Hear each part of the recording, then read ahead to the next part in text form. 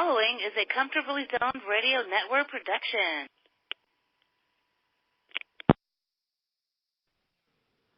Thank you, Ralph.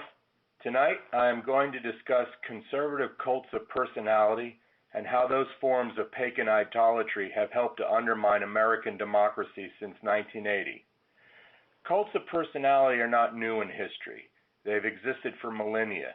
The pharaohs of ancient Egypt were worshipped as gods, as were the kings of Persia, and even in Imperial Japan up to the end of World War II, the emperors of Japan were worshipped as gods.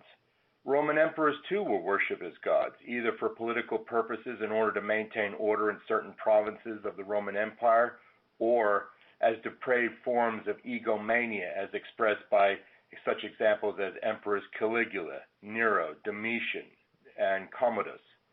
This worship of the emperor's genius was mandatory for all Roman subjects, and this is a reason why Christians suffered persecution, because true Christians could not worship Jesus Christ and the emperor's genius at the same time. Those who refused to submit were persecuted and or killed. After the Roman Empire fell, the apotheosis of monarchs discontinued in Europe, but the notion of the divine right of kings and queens began to emerge and took form during the Dark Ages, the Middle Ages, the Renaissance, and the Age of Enlightenment. Monarchs had the halo of divinity because their bloodlines were royal, which therefore set them apart from more common and mortal folk. Cults of personality revived during the 20th century when infamous figures like Hitler, Stalin, and Mao first enslaved their countries and later other nations with personalized ideologies such as Nazism, Stalinism, and Maoism. Each of these heinous ideologies were mere ego extensions of the whims, hatreds, paranoias, and fantasies of the dictator in question. And the end result for each of these wicked ideologies was the enslavement and deaths of tens of millions of innocent people and the ruination of the countries that were forced to endure these cults of personality. The advent of America and the French Revolution and other revolutions represented the ending of the notion of the divine right of monarchs. But even in America, there were traces of what could be called today a cult of personality. The representation of George Washington as the father of our country while he was living and the hero worship after his death in 1799 has the faint traces of a cult of personality. Indeed, founding father John Adams privately always expressed disdain for the hero worship of Washington. The same faint traces can be found in the worship of Abraham Lincoln after his assassination in 1865. Lincoln was crowned with the same halo of divinity after his death because he restored the Union. John F. Kennedy and his brother Robert came even closer to establishing a cult of personality during his presidency, and especially after his assassination in 1963. The Kennedys were hyper-conscious of making an imprint on history and strove to manipulate and control how the press and the public perceived them. However, in the years and decades following the assassination of the Kennedys, with the revelations of the marital infidelities of both men and other assorted shortcomings, the Kennedy cult of personality has long since ceased to exist and is a mere footnote in the history of JFK's presidency and the history of the Kennedy family as a whole. No, the real start of conservative cults of personality began with Ronald Reagan's presidency. If you examine his legacy, one can see the elements of a fascist cult of personality, his hatred of protest and dissent. It was during his presidency that the Secret Service and police began pushing the people and potential protesters further and further away from the president, thus reducing his exposure to any protest or dissenters at all. The limiting of press conferences, especially during the latter years of his presidency when his health, the Iran-Contra scandal, and the fact that the economy began to decline after the stock market crash in 1987, while federal deficits increased more and more. Also elements of a cult of personality were the fact that Republican congressmen and senators waged a tireless campaign at attacking the press, attacking anyone who tried to hold Reagan to the truth, encouraging conservative media outlets like Fox News to promote conservative propaganda in place of solid television journalism, and promulgate Ronald Reagan by ways and means that resemble pagan idolatry. One could see this during the Senate Iran-Contra hearings, where the Republican contingent put on maudlin performances before the cameras that resembled high priests in some pagan religion defending its resident deity from blasphemous criticisms. Even more disturbing was the emergence of published books released by conservative publishing firms that portrayed Reagan in holy terms, presenting him as a divine messenger of God, even though he never attended church a single day of his presidency.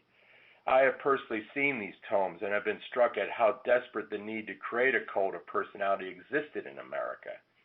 I have never seen similar literature with regards to Presidents Eisenhower, or FDR, or Truman, or Lyndon Johnson, or even Kennedy for that matter.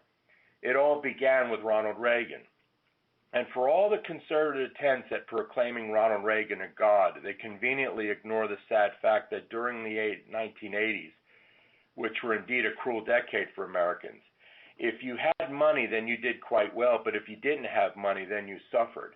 For all of Reagan's alleged greatness, why is it that homelessness increased during his presidency? Why was it that the necessity of having a two-income household, which resulted in the increase in latchkey school children and sowed the seeds for disillusionment and dissipation of Generation X and Generation Y children? Why is it that Reagan was seen in divine terms and yet his administration was riddled with corruption, where nearly every single member of his cabinet was either indicted and or convicted of various crimes by the courts for various offenses dealing with financial corruption or deliberate abuses of federal power in defiance of federal laws? If Ronald Reagan truly was an extension of God's will, then why did drug use in America increase dramatically? Why is it overt racism increased as well? Why is it that the Reagan administration deliberately turned its back on the gay community when the AIDS epidemic swept through not only America but the world as well? If Ronald Reagan truly was the epitome of Christian virtues, then where was the compassion and mercy that is supposed to define those who call themselves Christian? Why is it that Reagan deliberately refused to acknowledge the rise in homelessness and instead accused those who were suffering of being welfare queens or deliberately wanting to be homeless? Even more interesting is the total lack of critical analysis of Reagan's presidency by established historians. One does not see the same type of even-handed criminal examinations of Reagan's life and presidency with the same type of even-handed historical eyes used for other presidents like FDR, Truman, Eisenhower, Kennedy, Johnson, or Nixon. Indeed, the absence of such critical analysis is additional proof of the potency of the Reagan cult of personality, as if history itself was intimidated by the prospect of judging Reagan's actions in a judicious, fair manner. For 12 years, America was granted a respite from conservative cults of personality. But when George W. Bush was elected president, a new conservative cult of personality emerged, designed specifically to eclipse the Reagan cult. When one examines the deeds and misdeeds of the George W. Bush administration, its actions, reactions, and inactions, one obvious motivation was the need to establish George W. Bush and by extension his brother Jeb and his nephews George P. and Pierce Bush as the paramount deities in American conservatism. His 2001 tax cut, which went even further than Reagan's 1981 and 1986 tax reform bills, his ruthless decision to commence the Second Persian Gulf War, which was a disastrous attempt at surpassing Reagan as a military commander-in-chief, and his attempt at, quote-unquote, reforming Social Security, which was a subterfuge to destroy Social Security once and for all, were all attempts at making himself the greatest conservative president of all time. As all of these initiatives resulted in failure economically, militarily, and internationally, simultaneously, especially right after 9/11, there emerged the same type of hagiographical literature equating George W. Bush in divine terms as did earlier works dealing with Reagan. The George W. cult went even further. There were reports that George W. himself saw himself as the chosen one with the direct pipeline to God.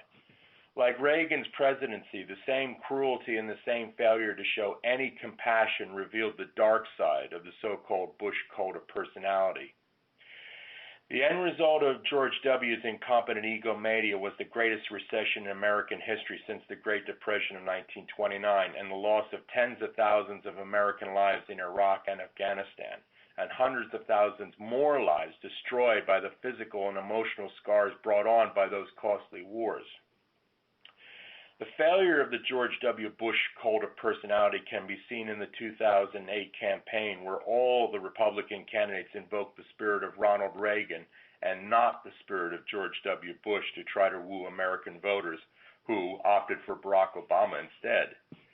In 2009, George W. Bush rode off to Waco, Texas, where he remains today, a failed puny deity in the pantheon of American conservatism, a mediocrity in the annals of American presidential history, with the bloods of thousands of dead and maimed Americans on his hands. For 8 years, America again was granted a reprieve from this American pagan idolatry. But sadly, ominously, we have seen not only a revival of the conservative cult of personality, but also an evil coupling with a deliberate dismantling of the checks and balances ordained in the Constitution, a deliberate glorification of fascist brutality, along with an attendant appeal to the lesser angels of the American psyche. The end result has been a mass outbreak of the poisons America tried to conquer since the end of World War II: racism, sectarian prejudice, homophobic violence, legal sexism codified by various state legislatures in deliberate contravention of U.S. Supreme Court rulings, the encouragement of right-wing vigilantism as a substitute for law and order, and the heartless refusal of Congress and other state legislatures to put a stop to the epidemic of violence wrought by handguns, rifles, and other assault weapons. American society has unraveled because our traditional safeguards have been deliberately undermined, thus promoting anarchy and vigilantism, both prerequisites for the overthrow of any democracy or republican form of government. The press, public education, the arts, and other forms of culture of expression have come under attack and are being threatened with fascist propaganda. Like Reagan and the younger Bush, there are predictable hagiographies of the Donald, with the muscular, quote-unquote, Christian justifications of his brutality, the same justifications that Southern Baptists used to use to justify racial segregation, sexism, and homophobic discrimination. Even worse, the Donald, like the Roman emperors, has extolled his own quote-unquote genius and demands that his subordinates and lackeys in Congress do the same thing. And for those who refuse to extol the Donald's quote-unquote genius, dismissal and persecution are their lot.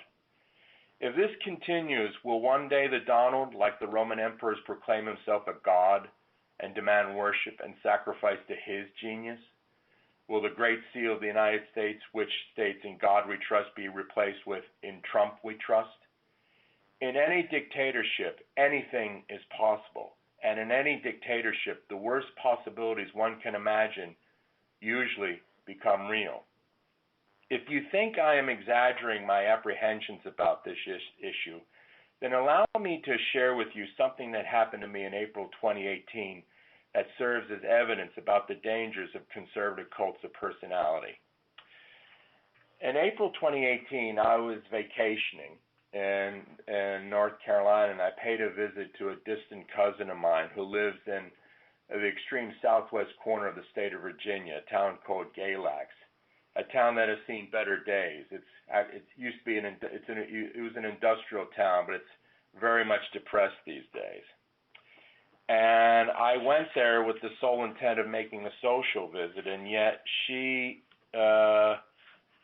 took me by surprise when she had her son try to convert me to quote-unquote Christianity. For those of you who don't know me, I'm Roman Catholic. Not exactly a perfect Catholic, but I am a Roman Catholic. Well, during this 5 hours of, I should say, a bit of quote-unquote Christian brainwashing, which was more, I wouldn't say it's really Christian. It was more in terms of, it seemed more like a fascist cult brainwashing. It reminded me of being on the receiving end of a Charles Manson indoctrination session. As I was being browbeaten and bullied about being Catholic, and I was told either convert to their version of Christianity or else burn in the fires of hell, I had my head in my hands, and out of the corner of my right eye, I saw something on the windowsill of this cousin's house. What I saw was this insane illustration. It wasn't a photograph. It wasn't a painting. It was this colored illustration that reminded me like a Mad magazine cover or something out of a Larry Flint publication, that same type of tacky illustration that you would see in some type of pornographic magazine or some tacky publication.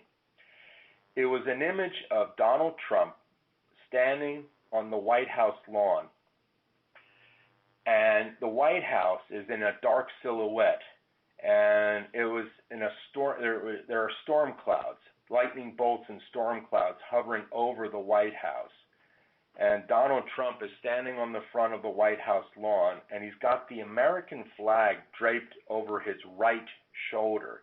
And he is kneading the American flag with both of his hands while he has that filthy, hateful, scowling look on his face. That disgusting look on his face. And what's insane was that his face had a quote-unquote divine glow to it. In Catholicism, there are portraits, photographs of saints, pictures of saints. Usually, the saint is in a prayerful pose, and their face and head have divine halos around them. Well, in this tacky illustration, Trump's face is literally glowing in the ominous darkness, and as I'm sneaking peeks at this disgusting little illustration, this son who was forcibly trying to convert me to Christianity kept saying I was following a false Christ because I'm Roman Catholic. And I'm staring at this illustration of Trump and the pagan idolatry that it represented. I didn't have the nerve to tell this person, talk about the pot calling the kettle. And I kept thinking to myself, Portrait of the Fuhrer, and I kept thinking, where's the copy of Mein Kampf on the mantel shelf? In Nazi Germany, a loyal German was supposed to have a picture of Adolf Hitler hanging on the wall and a copy of Mein Kampf in place of the Bible on the family mantel shelf.